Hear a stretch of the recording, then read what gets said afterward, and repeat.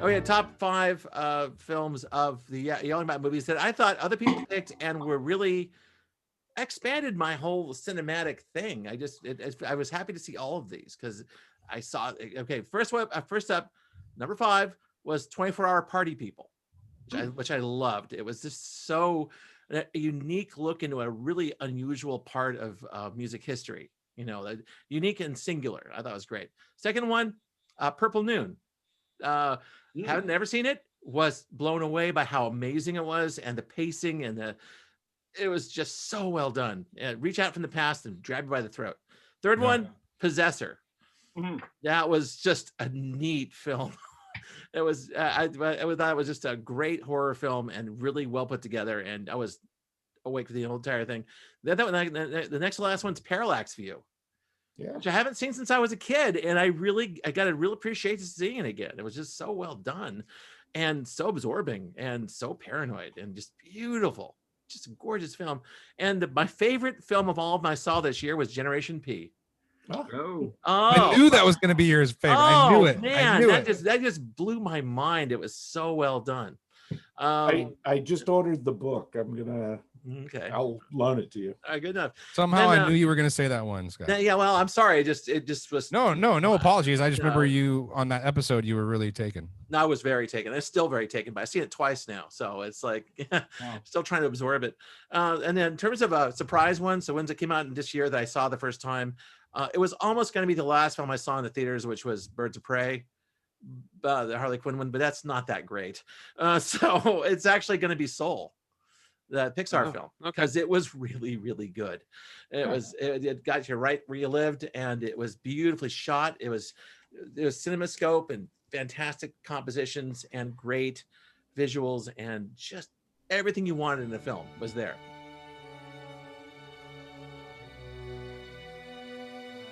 About movies. I think I was pretty vocal about it at the time. My number one was absolutely Possessor.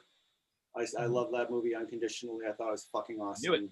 It's bad on many levels morally, but I really, really, really love that movie. Number 2, The Nightingale.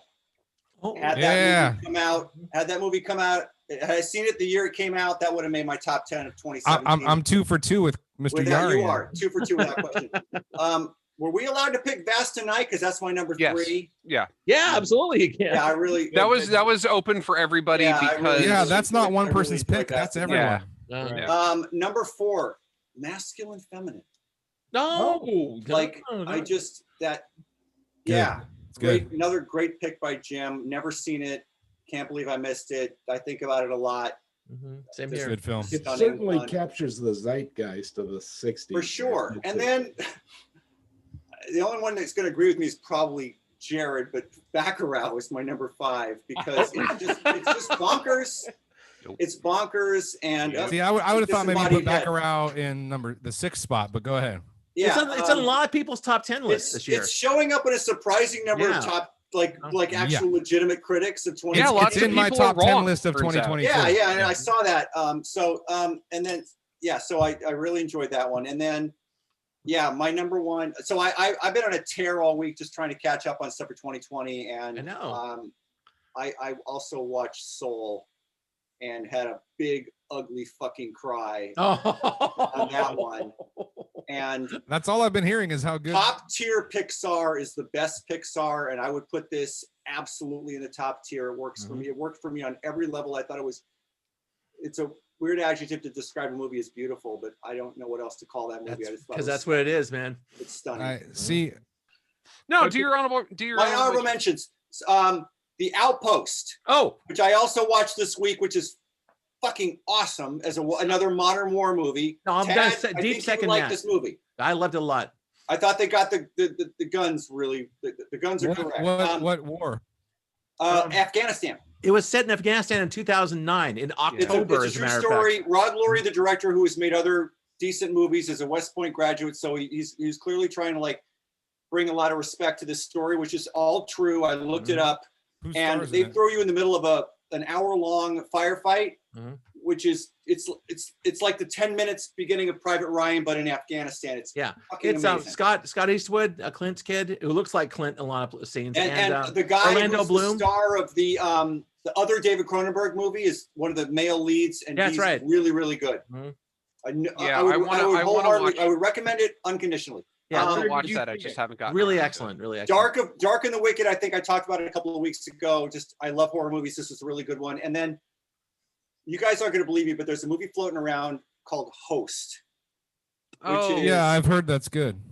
It's a movie that was shot on Zoom, and it's Yeah. literally what we're experiencing right now. And I didn't think it would be possible to do it this well. It is absolutely terrifying, and it's 55 minutes long. If you can find it, I would. If you like horror movies, it's a really good one. And Yeah, it's on Did they Shudder. also make that like in January? yes, or no, something? they made Yeah. it in like July. Oh, did they make it July? I thought it was earlier than that. No, but no, yeah. it's during the pandemic because Oh, there's yeah, so many yeah. references to the pandemic and Okay. face masks, and it's a Zoom call. Like the whole movie takes place What's in the the- context of a Zoom call. You literally see mouse opening app comes up, windows start to show up like we do every week. Yeah, Only- I thought it was because there was another movie that was similar that was about like teleconferencing that came out. yeah, there is, but this You're one talking is about searching? No. It'll come to me, but Tad's right. There's another one. This one, July, in the context of What? the pandemic, Zoom call horror movie. Wait.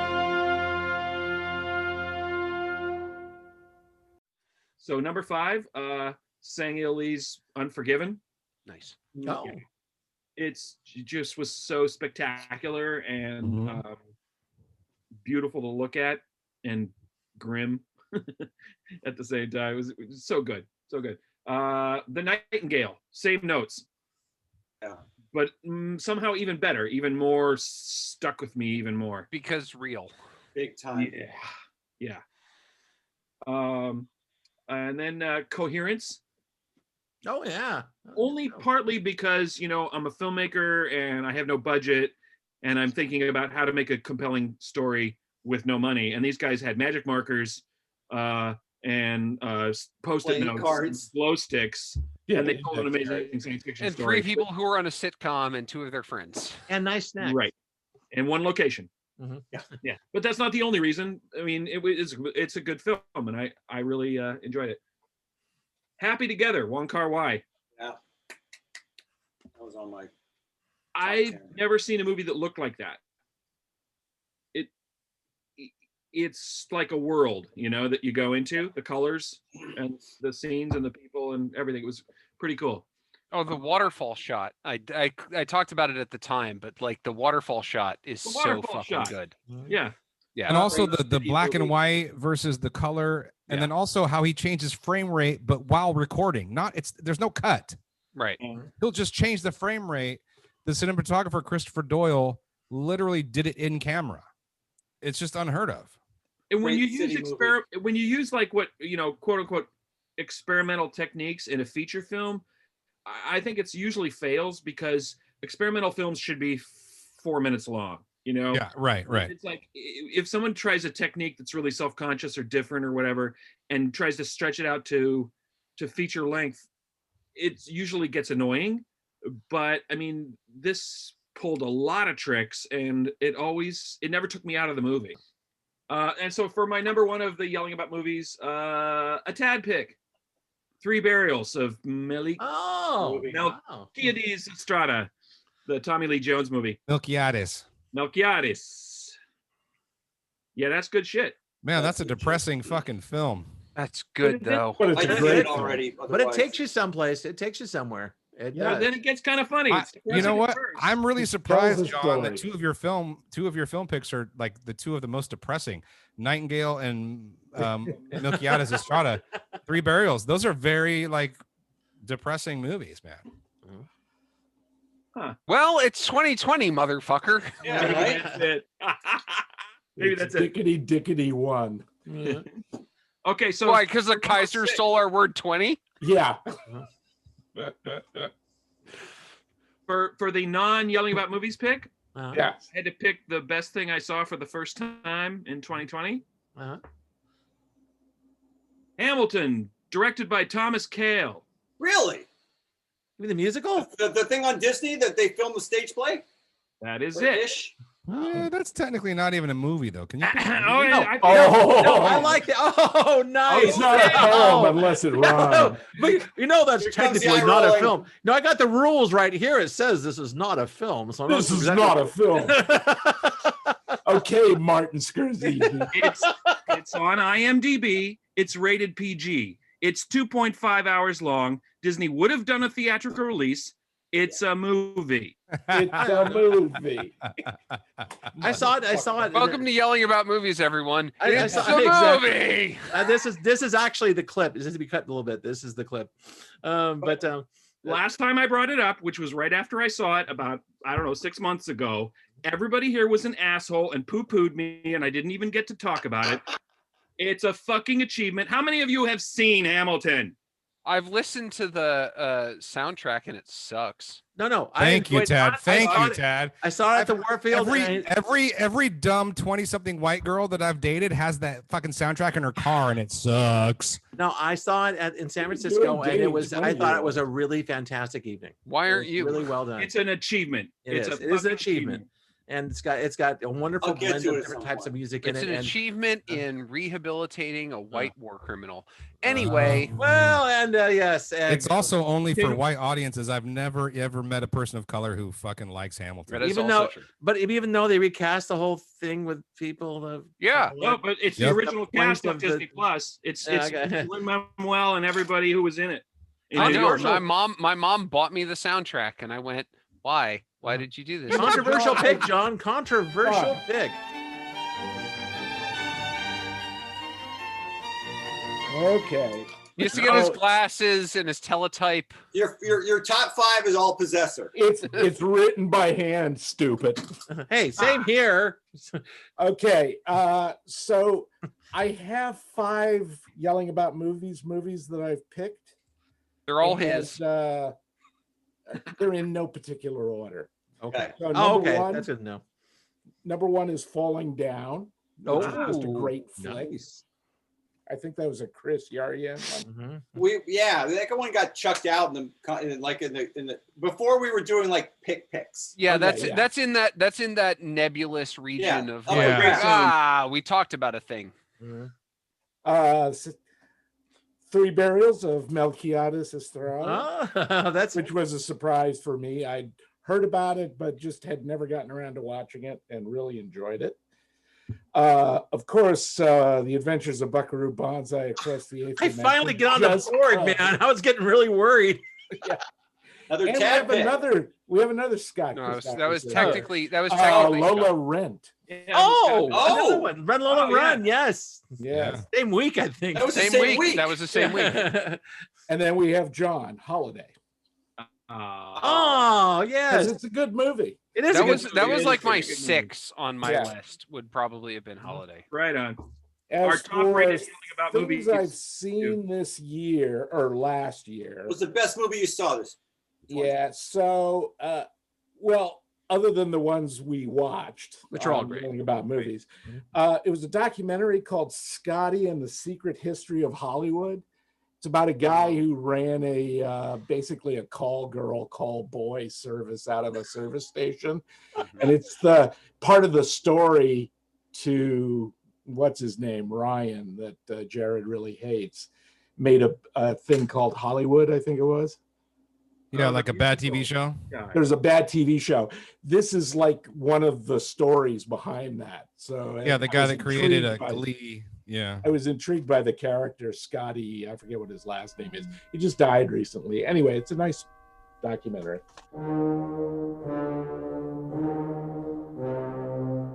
Going back to Chungking Express. Okay, so I'm going to start with number 5 then, which is Coherence.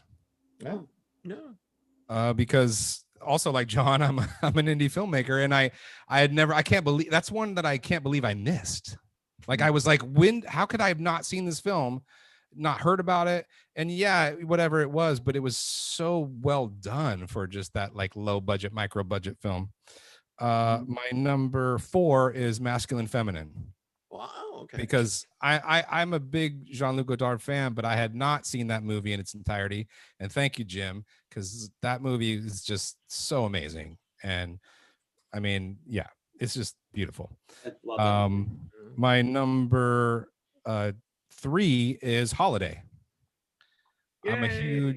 huge Cary Grant fan, and that You movie just makes overcame me your feel good. hatred of Katharine Hepburn for that. Yeah, despite that, despite that, that movie just makes you feel good though. It And does. Yeah. I've seen a lot of Cary Grant, and I always love him. And this is one I hadn't seen. So, my number 2 in the digging into the ether that is yelling about movies is The Vast of Night, Yay. for sure. I just thought, and that's actually in my top 10 of this year. Like, I just think Cool. that movie is just a really beautiful, amazing film.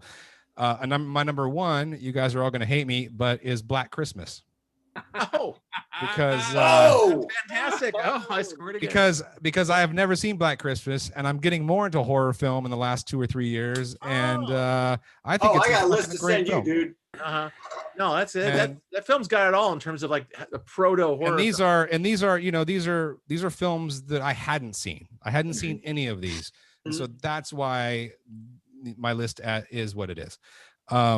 Okay, and then my number 6, which is a film that we did not watch. Uh-huh.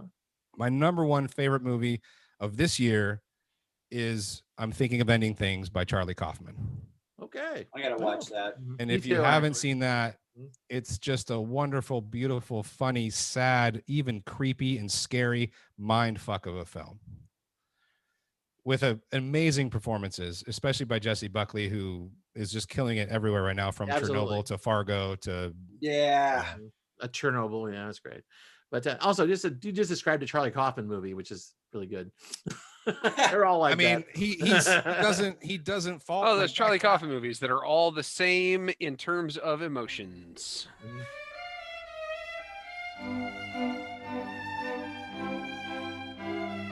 So I'm going to start with my honorable mentions, and the first one is I'm picking a movie that I picked just because I like Unforgiven. Like, Jesus fucking Christ. Like, I watched that right after it came out, and I loved it back then, but like rewatching it this year, it's just one of those things that's just in the back of my brain all the time. Yeah, actually, thinking that should have about been movies. too, Tad. Yeah, that should have been on my list. Like, it's so fucking gorgeous, and the Very good. performances are so good, and I just loved it.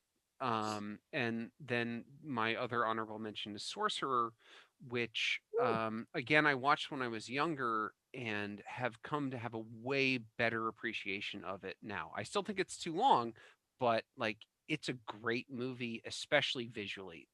That night when I was watching it and I was just posting all of those screenshots Yeah, on yeah, yeah. Twitter, Yeah. it was just, I had such a great time of like, God damn, this movie looks so good. Uh-huh. Like, Good every film. part of it Good looks film. so good. Yes. And it's got an awesome montage. Yeah. Yes, it again, who doesn't love an 18 montage? Like, Dun, dun, dun, dun. exactly. Dun, dun, dun. My outside of the movie picks movie, my number 6 or whatever, is the documentary Feels Good Man, which was my backup pick for this week. And it's really good, and it's sad and interesting. It's not quite tickled weird, but it's still kind of weird. It's a documentary about Matt Fury, the guy who created Pepe, and Oh, the what, frog. and what Pepe Wow. became after that. Mhm. And You talked about this last week. yeah, and I think that is definitely worth watching. And if people don't watch it by the next time I get to pick, I'm going to pick that. Like, because that was my third choice. What's it called? Feels Good Feels Man. good, man. Feels Good Man. Okay. Yeah. Yeah. I think it's on like all of the streaming services for like $4. But Yeah. like, if No, again, all right, my number 5 is mostly because I got to do this. It's The American Friend. Oh, The Hopper scale is going to Ah. become part of the national nomenclature. Yeah, It will. By this Well, time it next should year. be it's part because of my nomenclature already. Yeah. because that is the right way to quantify movies that Dennis Hopper is in. Like it's just a magnitude of Hopper. That was like my number 7. Number 4 is The Nightingale. Yay. That's Which Wow. I'm killing it with that movie. Damn Oh, I'm fine killing movie. that movie. Uh-huh. yeah, that's like I had Wait, read that's a about movie it. you never wanted to see again. Yeah, I don't ever Doesn't want to see matter. it again. What do you um, think about the most? Like Yeah. it was It does get in your head. I'll give you that. it was one of those things where Masterpiece. I'd heard about it when it came out. I'd read some reviews about it when it came out, and I just hadn't gotten around to seeing it. And if I had seen it before when Jared picked it, I would have said, please, for the love of God, don't make me watch that again.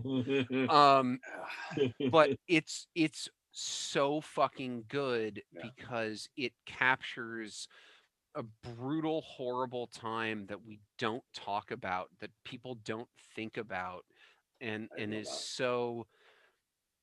so internally consistent with how I think about things like colonization and stuff like that. Like it's very, very good at projecting that. My number 3 is another Jared pick, Short Term 12. Oh. No, that's a Johnny pick. That's a Oh, John. is that a pick. John pick? Oh, I'm Yeah. sorry. That would again, that's one of those movies where it's just like I feel like it rose above its budget and maybe even its script just because of the people who were in it. Like Yeah. Well, it's the first time acting- we saw how special Brie Lakeith Larson Stanfield. is. Yeah. Lakeith Stanfield too. True. Yeah. And yeah, all of them. Yeah. All of them. And so like my number 1 and number 2 are basically interchangeable. Like you could do them back and forth and I wouldn't feel one way or the other about it. But my number Or a 2 is Generation spaceship. P Generation B. Generation Um, B. because of all the stuff I talked about during the review of that. The fact that it presupposes one of the craziest things that's ever happened in human history. And like they wrote a future biography of somebody as a like that's insane. And also I think it's just really well made and well shot. and Dude, the production beautiful. on that is off the charts. That was in Yeah. my top 10. If without it question. had like 10%, if it had like 20% less drug trips, it might have made mine. dude. I think the drug trips made it better. So I think the drug trips made it better. There's no movie that has drug trips that makes the movie part better. where he goes into the part where he Wait, goes whoa, into whoa, the, whoa, whoa, whoa, Whoa, whoa, whoa. Whoa, whoa, whoa, whoa. Drug trips as a trope in film is fucking. Go back and stupid. You don't rewatch like Fear and meta Loathing in Las films Vegas either. 50 times. I never even finished Leaving Las Vegas because it sucks so no, fucking no, bad. Loathing? Fear and Loathing. Fear and Loathing. Fear and Fear and Loathing. Fear and Loathing. Loathing. Terry Las Gilliam's Fear and Vegas. Loathing. Sorry, that's what I meant. I actually finished Thank Leaving you. Las Vegas twice. It's a good movie. Fear and Loathing No, it's sucks not. my You're fucking kidding. left testicle. You prefer Fear? Ah! All right, This we're scene- yelling now for no good This reason. scene in Generation P where he is super fucked up and walking through that club and they have all the TVs in the background and everyone's dancing Oh. is That the movie's- closest that I have movie's ever amazing. seen to actually being on drugs on screen. I don't know. The ziggurat, the top of the ziggurat was Oh, rad. I thought it was So good. I, I That love movie was that. in my top 10. All right. Oh, Um, okay, what else we got? and my number 1 is Prospect. Like, Oh, Wow. hey. Oh no. Oh. No. yeah, No. yeah. I again, these are switch back and forth. Like would have been it's- in my top 5 if I'd been allowed to pick my own movies. Why, Tad? Why? Please. again, I just felt like it conveyed its story really well, and I just enjoyed it. Like I just enjoyed watching it. Like it was one of those movies to me. Did you go back and where- watch the short? Yeah, I did, but like that's not what we're talking about.